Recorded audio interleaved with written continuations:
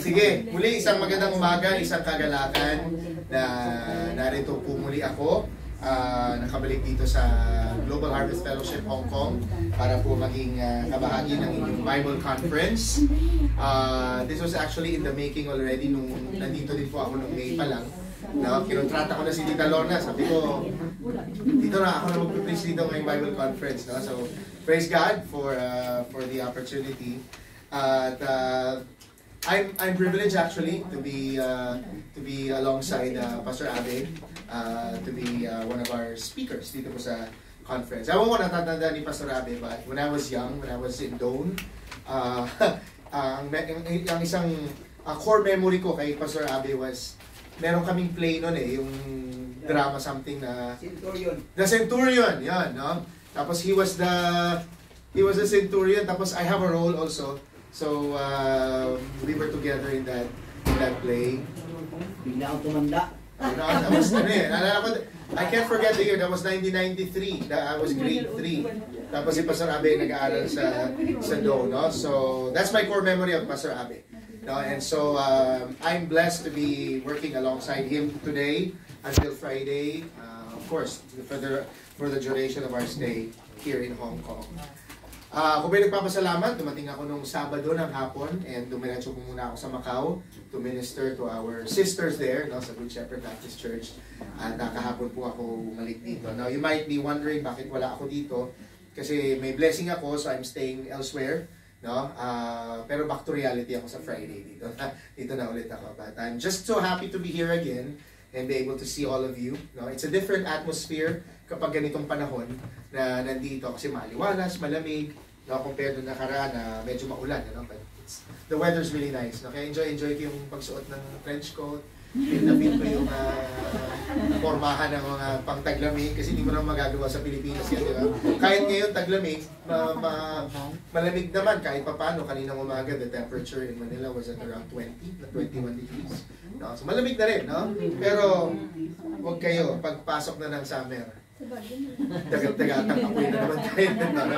But anyway, napakaganda po nung panimula ni Pastor Abe sa message na kanyang binahagi na may kinalaman sa function natin bilang member ng isang iglesia. Now, one of the things na I think is a prevalent na usapin, no? Sino po sa atin dito ang member na ng ibang church sa Pilipinas? No, meron na tayong kinabibilangang simbahan sa Pilipinas. Sino naman sa atin dito ang dito nakakilala sa Panginoon bilang kanyang Panginoon tagapagligtas at dito na usher sa church? Okay, so praise God.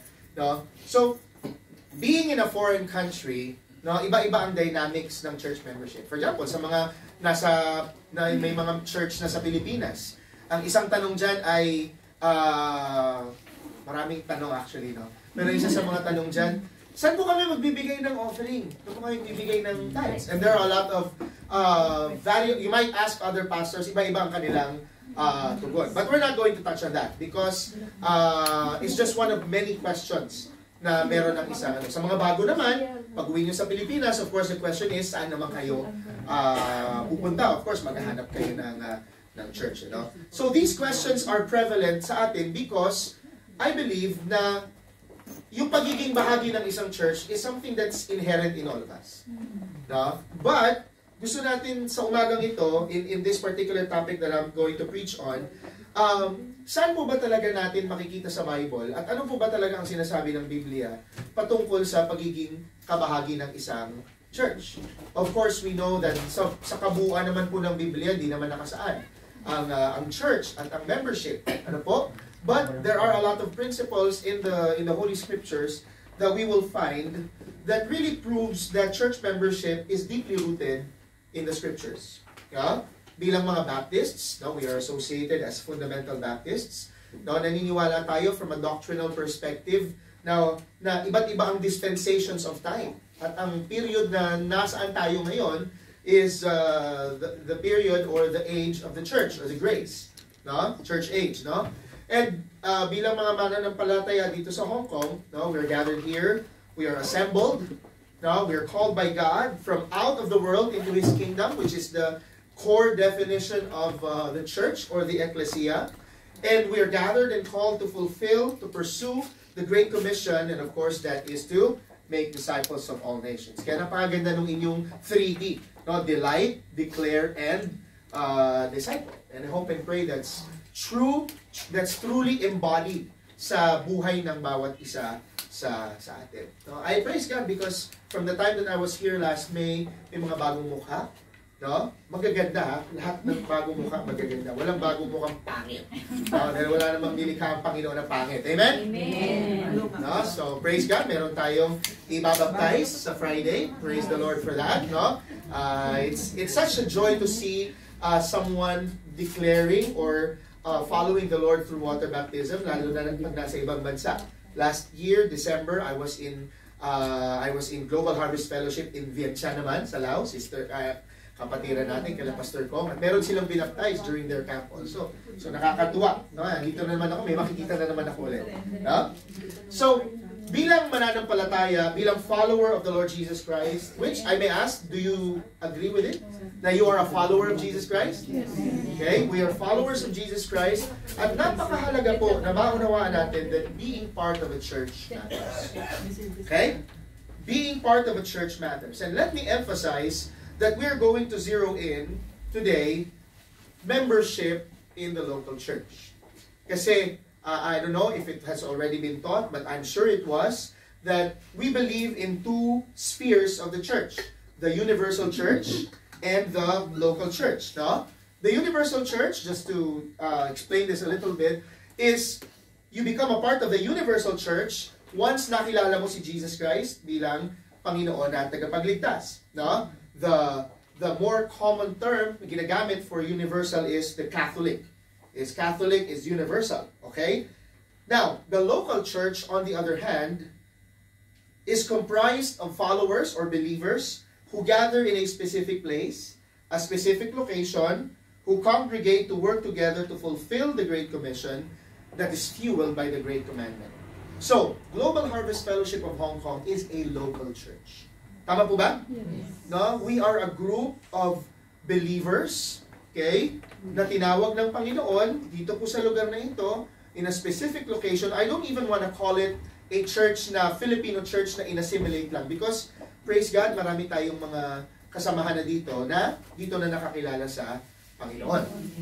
Although, if I were being the missions mobilizer that I am by the grace of God, the name Global Harvest Fellowship of Hong Kong would simply mean that we're not supposed to be a group of Filipinos only. No? We are supposed to be a church that gathers people from all walks of life, from different nations and ethnic groups. But of course, we praise God, may maganda tayong foundation na we are a Filipino church. But we're not going to talk about that also. But the point is, we are existing as a local body, okay? And this body is part of the greater body of Christ, which is what Pastor Abby said, that we are all members of one body. Okay? And the Lord Jesus Christ is our chief shepherd, our head. Okay? And again, for the next few days, no, ito po yung tututukan natin. The local church, no, is what we will be focusing on. And I think there's a reason why the wisdom that was given to Tita Lorna and perhaps the leaders of this church came up with this particular topic. Okay? So I'd like to share to you this morning, this is going to be a topical sermon. No? Ngayon po, kanina po, si Pastor Abby was able to speak expositorily on 1 Corinthians chapter 12, talking about the function of the members of the church. Ngayon naman po is going to be a topical sermon na may mga certain verses tayong titingnan. So you may follow me with your eyes. Wala po akong PowerPoint. So you may just follow me as I say these truths to you this morning. Okay? We will be focusing on why it is important, what the Bible says about it, and why it matters to each and every one of us as followers of Jesus Christ. No? 8 pillars or foundations ang titignan po natin this morning on local church membership. Alam naman po natin na anumang bagay, anumang struktura, kailangan po ng pundasyon. Opo? And so, Global Harvest Fellowship of Hong Kong can rely on these 8 pillars of local church membership so that we can embrace God's call for us to be a part of this church. Okay? So walo po, no? I'm going to go through this very quickly. Okay? Number one, the first foundation or biblical basis for church membership is the record of the New Testament. Okay? The record of the New Testament. It will be alliterated, all in letter R, okay, except for the last one, for us to easily memorize it. No? Acts chapter 2, verses 40 to 47, no, we're not going to really read into that, kasi ito po, medyo lecture type po tayo ngayon, ano? But Acts chapter 2, verses 40 to 47, talks about how Peter, matapos po niyang i-declare or i-preach ang kanyang kauna-unahang sermon, ay nagdulot ng napakaraming mga mananampalataya. No? In Acts chapter 2, verse 40 to 41. Okay? Sabi po dyan, and with many other words he bore witness and continued to exhort them, saying, save yourselves from this crooked generation. Verse 41. So those who received his word were baptized. And there were added that day about? How many souls? 3,000 souls. Okay? These people heard the message of Peter, they were baptized, and they were added. Okay? They were added to their fellowship. Okay? And then, in the succeeding verses, itong mga member na ito, itong mga taong ito, na naidagdag sa fellowship, okay, they were saved, they were baptized, they were deeply committed to what? They were deeply committed to God's people, and they were deeply committed to the purposes of God for that congregation. So dito sa New Testament passage na ito, and even a few others in the book of Acts, no, may makikita tayong mga commitment, no, of those who joined in following Jesus Christ on that local level. Okay? So the Bible literally teaches about how a person is added into the church. Okay? And the book of Acts, in Acts chapter 2, definitely teaches us in that particular manner. Okay? Baptism and church membership share a close connection in which ang pagiging baptized, no, serves as an initiatory role, or it initiates someone to become part of the group of believers, no, through a formal commitment. If you would remember, kung kayo ay dumaan sa baptismal class, no, or a new believers class, bago tayo i-baptize, ay inilalathala sa atin ang katotohanan kung bakit ka magpapabaptize. It is your public identity with Jesus Christ, and it ushers you into the local church. And then when you become a member of the local church, you are told of your privileges, you are told of your duties and obligations, okay? And you are told of the things that you must do and must not do. Tama po ba yan? No? And so we praise God because the Bible has shown us a blueprint. Okay? Out of this, karamihan talaga, no? Out of this event, when Peter preached and 3,000 souls were added, no? Ito talaga yung nagsisilbing parang foundation, no? Para ang isang tao ay maging kabahagi ng local church. Okay? In salvation, one person comes into a right relationship with God through Jesus Christ, and then in water baptism, one person comes into a right relationship with the church. Okay? So, the first principle or the first foundation is, it's biblical. Membership is biblical because it is recorded in the Bible, specifically in the New Testament. The second one is this. The foundation for church membership is the reference of the term to become one. Okay? The reference of the term to become one. Now, in Acts chapter 5, verse 13, okay, again, we're just going through this very quickly, no? But by you taking notes of it, you would be able to, study this on your own, no? At maintindihan po natin, no? Acts chapter 5, verse 13 says, Now let me start with verse 12. Now many signs and wonders were regularly done among the people by the hands of the apostles, and they were all together in Solomon's portico. None of the rest dared to join, but the people held them in high esteem. Now dito, makikita natin, the Jerusalem church expected her members to live morally lives or morally upright lives in such a way na yung mga tao, no, they were afraid to join them. They were afraid to associate with the disciples. Okay? Now this word, itong to join or to associate with, I don't want to sound very scholarly, but the Greek word there is the term kalyaumai. No? And that word describes commitment, no, that the believers have made to their church. Okay? To join or to associate with has something to do with what? By committing to do something in the church. Okay? Other words other instances na ginamit itong word na to, when the Apostle Paul got saved in Acts chapter 9, no, after niyang bumalik from Damascus, pabalik sa Jerusalem, the first thing that he did was he tried to associate with the disciples. Okay? But we all know na yung mga disciples were a little hesitant.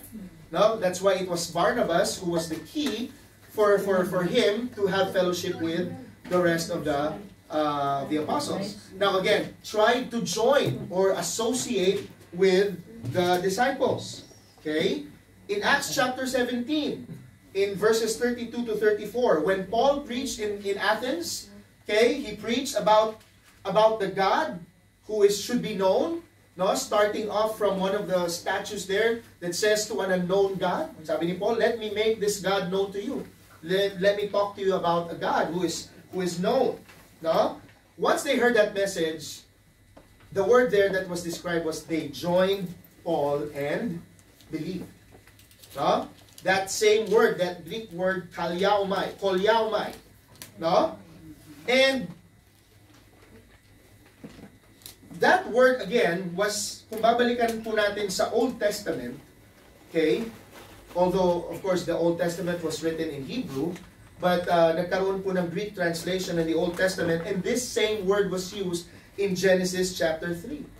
Na sinabi ng Panginoon kay Adam and Eve, for this reason a man shall leave his father and mother and be joined, be associated to his wife. So this idea, no, and again, in Ephesians chapter 5, napakaganda po ng illustration ni Apostle Paul about the church. No? It's like, no, ginamit niya ang relationship ng husband and wife. Husbands, love your wives just as Christ loved the church. Wives, submit to your husbands just as Christ is the head of the church. So, this word, to associate with or to join, has the idea of commitment. Which means that being part of a local church is mandated in the scriptures to show that you need to be associated. You need to join and become part of that, as indicated in several passages of the scripture. So hindi po pwedeng automatic ang pagiging member ng isang church. Now, again, there's no such term in the Bible for church membership, but the idea of joining or associating, no, means that you become part of this local congregation that you become committed to, that you become a part of, that you're going to devote yourself to doing your best, no, to follow Christ, no, in this particular context. So that's number 2, the reference of the term to become one. Now the third one, it's very common and it's very given to each and every one of us. It's the third foundation of biblical membership is the regularity of gathering or the frequency of gathering. If you can go to Hebrews chapter 10, verses 24 to 25, a very common verse that reminds us to go to church every Sunday. Tama ba? No? Hebrews chapter 10, verse 24 to 25. Ang sabi po dito, sige, nahan po natin. No? Again, you can take note of it, but you can go to the verses as well. And let us consider how to stir up one another to love and good works, not neglecting to meet together, as is the habit of some, but encouraging one another, and all the more as you see the day of Christ, or all the more as you see the day drawing near. Very clear in this particular book, the writer of the book of Hebrews, no, panawagan niya sa mga mananampalataya because he is talking to the Christians in general. Okay? He's calling all Christians to help each other. Ano ang kanilang kailangan paghandaan?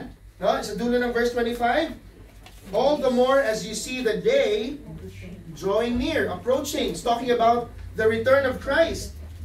How do they prepare? By assembling together regularly. No? One translation of the Bible, of this particular verse says, and let us be concerned about one another in order to promote love and good works, not staying away from our worship meetings. This is one rendition of this verse.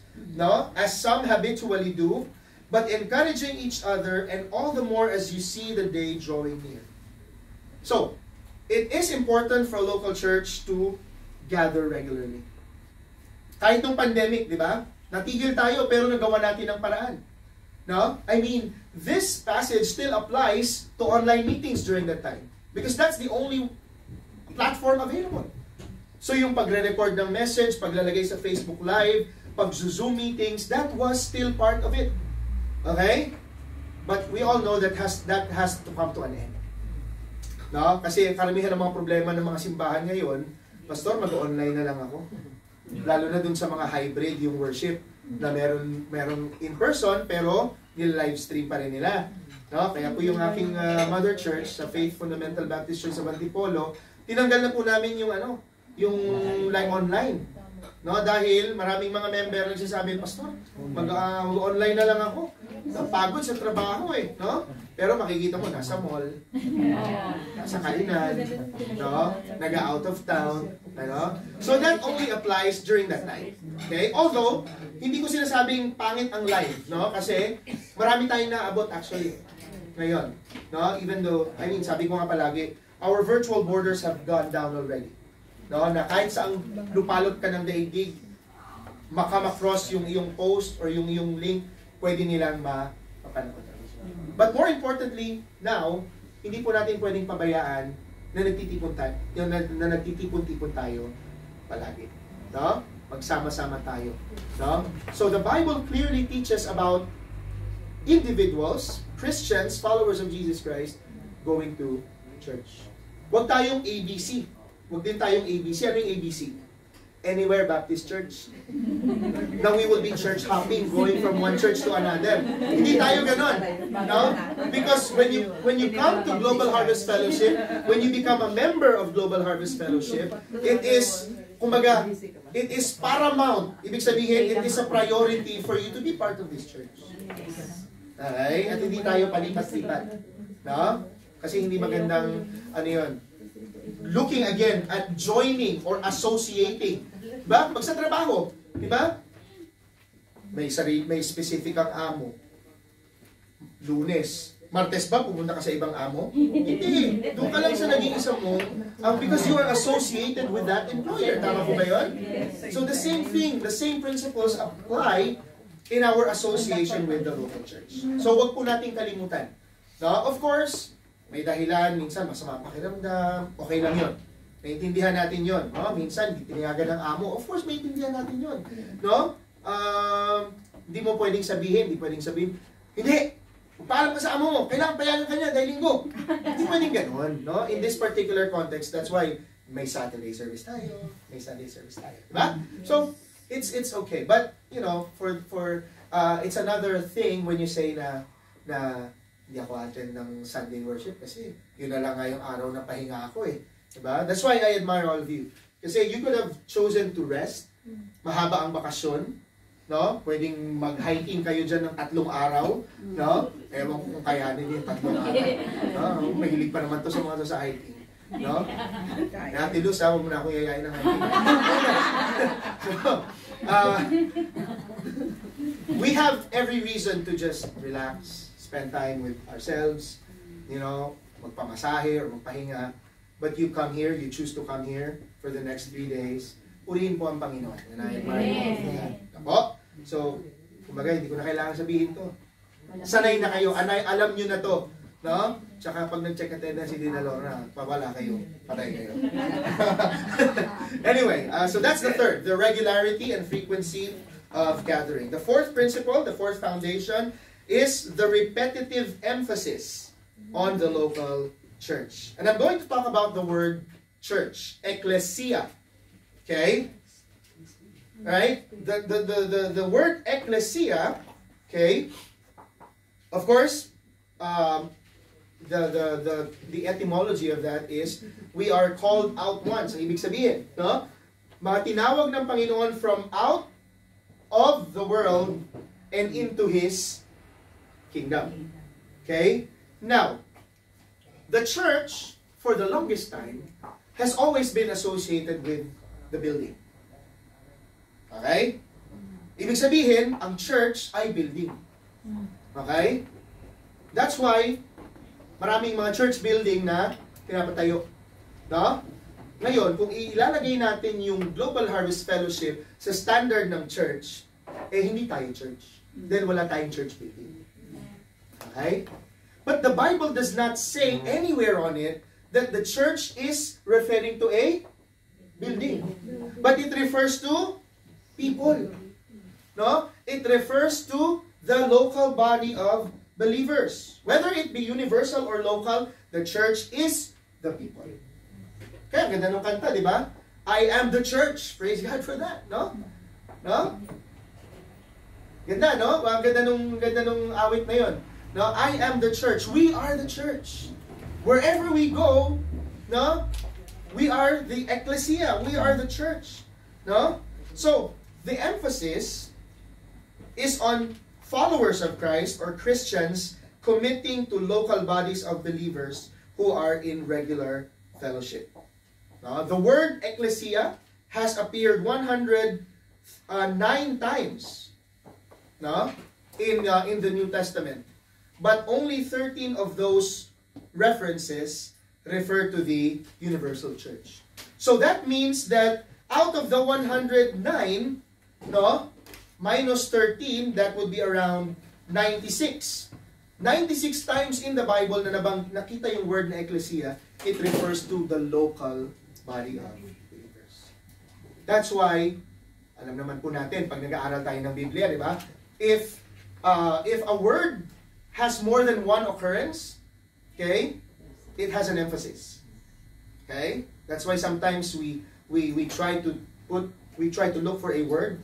No, pag nag-aaral tayo, tinitingnan natin yung ilang references nito to underscore its emphasis. Ano po? So, it is important for us to understand na the church in the Bible, in the New Testament, specifically refers to the local church. Okay? Panglima, no? The fifth foundation for biblical membership or church membership is the reason for receiving spiritual gifts. Okay? Now, question. Sino po sa atin dito ang alam niya ang kanyang spiritual gift? Taas po ang kamay. Okay. No? Now, I'm not going to ask what it is. No? I hope and pray that siguro, maybe after this, we can come up with an inventory of our spiritual gifts.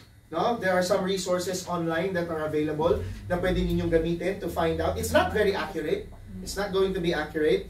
No? But it somehow represents what spiritual gift you have. Okay? Now, hindi natin pag-uusapan kung ano-ano yung mga spiritual gifts. But looking at 1 Corinthians chapter 14, no? Even at 1 Corinthians chapter 12, no? Marami ding mga spiritual gifts na binanggit dito si Apostol Pablo. That's why in 1 Corinthians 13, ang emphasis ni Apostol Pablo is kahit anong gift na meron ka, kung wala kang love, no? Wala. That's why, kanina sinabi ko, if you noticed me, if you were paying attention, our fulfillment of the Great Commission hinges on the Great Commandment. And what is the Great Commandment? That we are to love God, with all our heart, with all our soul, with all our mind, with all our strength, and that we are to love our neighbor as ourselves. And to further it, sabi ba ni Jesus Christ, love your enemies. Diba? So, the spiritual gifts that we receive, okay, bawat isang mananampalataya ay meron. Merong isa, merong dalawa, merong marami agad-agad, meron naman sa kanyang pag-grow sa pananampalataya sa Panginoon ay nadadagdagan ng kanyang spiritual gift. Now, the purpose kung bakit tayo binigyan ng Panginoon ng spiritual gift ay para gamitin yun sa local church. Tomorrow, I think I'll be emphasizing on that. Why God gave us these gifts and why God wants us to embody these characters, no? And binigay ng Panginoon ng spiritual gifts para sa church. To build up, to encourage, to help the local church accomplish her purpose. No? Hindi pwedeng may spiritual gift ka, hindi mo gagamitin sa church. Sa church mo lang pwedeng gamitin. No? We're not talking about skills like music, computer, or what. Those are additional skills na pwede rin ibigay ng Panginoon sa atin. No? But the gifts, they're not to be used anywhere. It is only to be used in the church. Kaya importante ng isang mananampalataya ay maging part ng church dahil hindi pwedeng walang spiritual gift na ibibigay ang Panginoon sa iyo. At doon mo huhubugin, pagyayamanin, at kung i-bless ka ng Panginoon, dadagdagan niya yung spiritual gift mo sa paggamit mo nun sa church. Tama po ba? No? Hindi pwedeng mangingisda ka, pero yung mga isda mo, ipupunla mo sa lupa, sa mga magsasaka. Hindi tutubo yun. Tama po ba? So, saan mo siya ilalagay? Sa isda. Doon mo siya palalaguin, doon mo siya pagyayamanin. Okay? So, in 1 Corinthians chapter 14, no? The purpose of the spiritual gifts is that so that the Christian may seek to abound for the edification of the church. In Ephesians chapter 4, ganun din. No? We equip the saints for the work of the ministry. Okay? And again, it's all applied in the context of the local church. That's the fifth foundation of church membership. Pang-anim. No? And this is a very crucial topic also that we need to emphasize because we live in such a world of tolerance already. No? Na para ma-reach out natin yung tao, i-compromise natin yung katotohanan. No? And I'm talking about the responsibility of practicing church discipline. Okay? The sixth foundation of biblical membership is the responsibility of practicing church discipline. We have spiritual disciplines. Tama po ba? Personal spiritual disciplines. Prayer, meditating on God's Word, attending church worship, fasting. No? Iba pa. Iba pang mga spiritual disciplines. But I'm not going to talk about that. Because church discipline here, no, is applicable to those who are acting rebellious, no, who are having habitual sins, okay, or maybe even unrepentant sins. No? Now, ang tanong ko dyan is, how can a person, kasi the Bible talks about discipline in such a way na ang proseso is, you talk to the person first.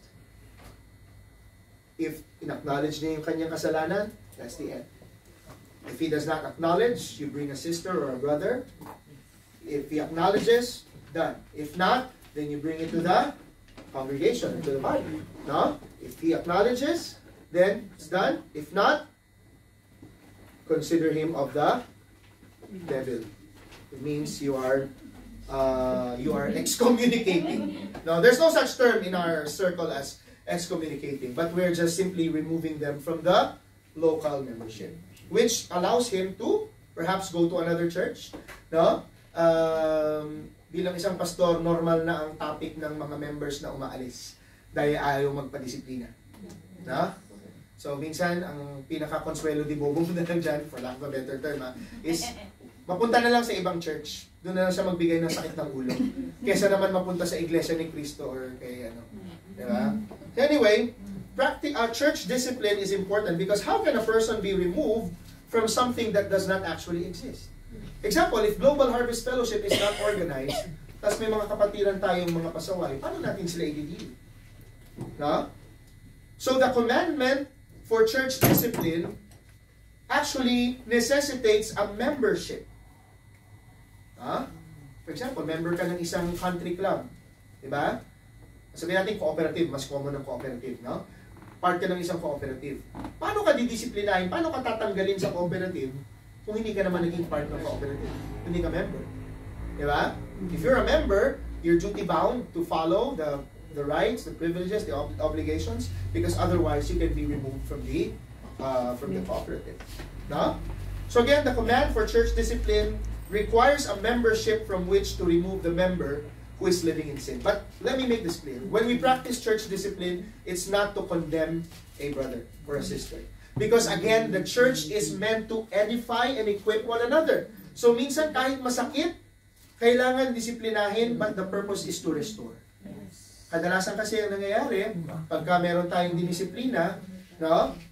At willing naman magpadisiplina yung tao, no? Sometimes ang struggle din natin, ginagamit din tayo ni Satan, no? Para maging judgmental tayo, no? Maging condemning tayo, no? But of course, we must not discount the fact na kapag paulit-ulit, may provision naman ng Bible tungkol dyan, no? Kasi again, you can remove him from the membership. Does that mean hindi na siya pwedeng umattend sa church? Pwede pa rin, no? Pero attendee na lang siya, di ba? So yung accountability niya to the family of the church, no? She has given it up. So focus na lang tayo sa mga part ng membership. But of course, ito medyo touchy itong subject na ito because at the end of the day, ang gusto pa rin ng Panginoon sa atin is to show grace, to show love. But we just need to ask wisdom from God that we're always going to balance truth and love. The Bible says in Ephesians 7, but speaking the truth in what? In love. No? Kailangan maging aware tayo dyan. No? And so, church membership is biblical. It is important because the Bible talks about discipline that cannot be exercised if there is no locally organized church. Okay? Pampito. No? Church membership is important, it's biblical, and its foundation is because of the responsibility of the pastor. Now, this is unique because dito sa Global Harvest Fellowship, wala tayong pastor. How we wish meron sana tayong pastor. Tama po ba? No? How we wish. No? Pero ang pastor ay gift ng Panginoon din sa church. No? But a church that has a pastor, no? Kasi kung walang pastor, bakit natin kailangan ng church? Kung walang itinilaga ang Panginoon ng mga pastor, bakit natin kailangan ng church? Tama ba? No? So may pastor dahil may simbahan siyang kailangan pagpastoran. Now, not all congregations of pastors. No? We praise God for a group of people gathering, no? Kaya very unique din yung sitwasyon dito sa Hong Kong, no? But kung merong ibibigay ang Panginoon ng pastor, no? We praise God for that dahil kalooban siya ng Panginoon sa church. The Bible says in Hebrews chapter 13, no? Remember those who led you, who spoke the word of God to you, and considering the result of their conduct, imitate their faith. Obey your leaders and submit to them, for they keep watch over your souls as those who will give an account. So dito, makikita natin ay this particular role in Hebrews chapter 13 is given to pastors. No? They lead, they preach God's word, they set an example, they shepherd the local church. No? Kung walang pastor, kung sino po yung missionary, kung sino po yung ginamit ng Panginoon, I mean, praise God for Tita Lorna. No? Na hindi man siya pastor and hindi siya pastora. Okay? Kasi kung pastora siya, di dapat kada Sunday nagpipreach siya dito. Pero she is painstakingly recording, no? So that may preacher na humaharap dito every Sunday, no? Members of the church are accountable to the church.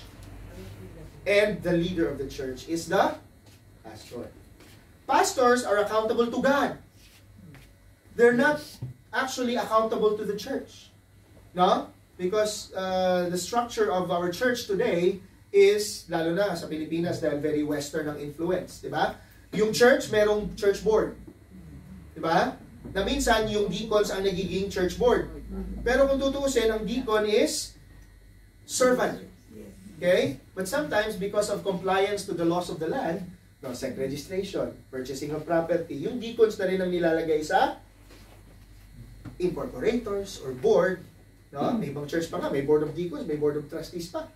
No? Na parang yung pastor accountable sa board of trustees. No. No? The pastor is accountable only to God. Okay? Kung sablay man yung pastor, sa Panginoon siya mananagot. Okay? Wala tayong karapatan to hold the pastor accountable. But, because we are a part of the church, we are a part of the local congregation, we can apply the same principles as stated in the book of Matthew. Pag si pastor may problema, may ginawang mali, what's the best thing to do? Talk to yung pastor. Kausapin yung pastor. Okay? So, there should be a local church because there are pastors na nilalagay ng Panginoon sa mga congregations. How about those na wala? No? It's okay. No? But generally, no, may local church dahil merong mga pastor. May mga under-shepherds. No? And Jesus Christ is the chief shepherd. Okay? So let's review. No? Again, what are the foundations of church membership? Number 1, the record of the New Testament. Number 2, the reference of the term to become one. Number 3, the regularity and frequency of gathering. Number 4, the repetitive emphasis on the local church.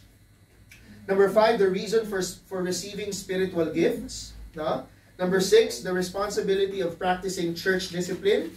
Number 7, the responsibility of the pastor to the church and his accountability to the chief shepherd. And finally, hindi po ito letter R, no? And this is very true and important, and it's part of our distinctive as Baptists, the priesthood of all believers. There should be a church, there should be a local church because of this important truth. No? Now, in Exodus chapter 19, verse 6, no, the priestly functions of the Levites, no, were indicated. Okay? He wanted to make a people for himself that was a holy nation.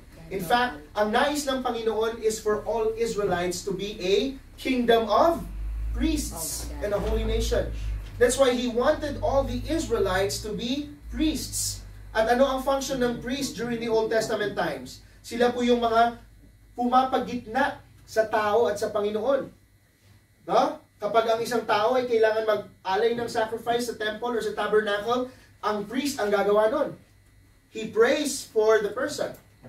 Okay? That's what a priest is. He is an intercessor. Okay? Natakot ang mga Israelites, kaya tinulak nila si Moses na maging kanilang mediator or intercessor. No? And that's why the Levites served as a tribe of priests. Okay? But now, when the Lord Jesus Christ died on the cross, remember the temple veil that divides the holy place to the most holy place should never be seen by anybody. Because the moment you see it or the moment it is exposed, kung sino man ang nakakakita doon instantly, mamamatay. Diba the high priest only comes to the holy place, to the most holy place once a year during the Day of Atonement? No? Alam niyo ba na merong nilalagay na parang bell sa kanilang paa? Because the moment that they enter at sila ay hindi ready, hindi nila pinurify yung kanilang sarili, right there and then, mamamatay sila. Hindi na tumutunog yung bell, hihilahin na lang siya. Dahil hindi rin sila pwedeng pumasok. No? But now that Christ died and was risen again, it is now everybody who comes to Christ as Lord and Savior becomes a priest. 1 Peter chapter 2. No? We are a royal priesthood. No? We are now priests. We are now intercessors. No? So, we see the local church serving as a body of believers and priests. No? They practice church discipline. They restore repentant members. They baptize new believers into membership. No? They ordain deacons. They send missionaries. They correct false teaching. Okay? One important highlight about our priesthood. And as us being mediators, we can pray for one another. Hindi po ba? One main ministry we have with non-believers is what? We can pray for them. And when we pray for them, hindi yung panalangin nila yung sasagutin. Yung panalangin natin for them. That's why it's a very important ministry also of prayer, because that is our function as priests working. And we cannot do that without the church. Because that is our one of our main functions. Now, priests, temple, di ba? What does the Bible say about temples? Now, we are the temple of the Holy Spirit. And because of that, that also gives us the ability to be priests. Kaya mga kapatid sa Panginoon, we must understand, no, na yung priestly duties natin is to intercede for one another. No? Kahit tayo, no? Among us, we pray for one another, we encourage one another. No? Yung intercessory ministry natin is very important. No? That's why it is important for us to understand these 8 pillars, these 8 foundations, no? Para talagang ma-underscore natin yung katotohanan na hindi pwedeng hindi tayo part ng isang local church. No?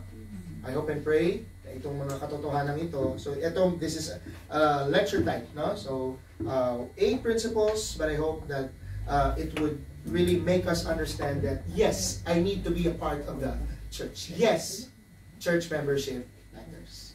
Okay? The Lord bless His word. Tayo po manalangin. Lord, thank you for practically reminding us this morning about why we need to be a part of the local church, because the Bible says so. The Bible clearly indicates a lot of principles that remind us that being part of a local church is utmost as far as a believer is concerned. Father, thank you for enlightening us today, and again, help us, Lord, not to be just hearers of the word, but doers of it as well. Maraming salamat. Maraming dalangin sa pangalan ni Jesus. Amen. Amen. Amen.